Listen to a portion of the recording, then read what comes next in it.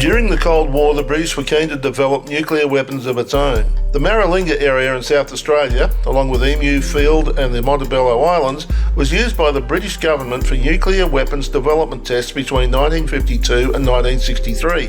The operation was a secret agreement between the British Prime Minister Winston Churchill and Australian Prime Minister Robert Menzies, who was reportedly only too pleased to assist the motherland. 2 nuclear devices were detonated at Emu and 7 at Maralinga.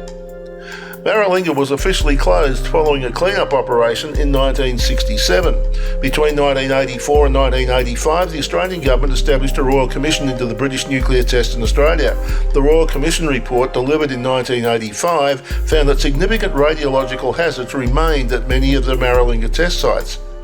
In response to the Royal Commission's recommendations, a $108 million rehabilitation project was successfully implemented between 1995 and 2000 to rehabilitate the former nuclear test sites at Maralinga. In 2009, the test site land was returned to the traditional owners, the Maralinga Jaruja people. In 1993, Ian Anderson wrote in Scientific American magazine that Britain knew in the 1960s that radioactivity at its former nuclear test site in Australia was worse than first thought, but it did not tell the Australians. UK servicemen, Australian soldiers and civilians, including Indigenous people, were all exposed to radiation. Illnesses reportedly included cancer, blood diseases, eye problems, skin rashes, blindness, vomiting, which are all symptoms of radioactive poisoning. Maralinga village and its surrounds housed around 3,000 personnel in its heyday.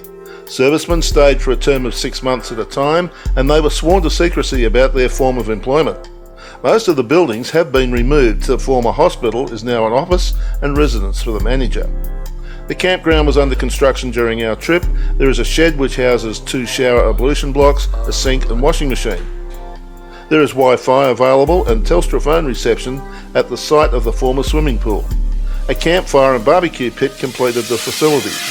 We were free to move around the village, but were not allowed to travel unaccompanied to any outlying areas. There was no need to. The tour conducted by Robin Matthews was something to look forward to, and it didn't disappoint.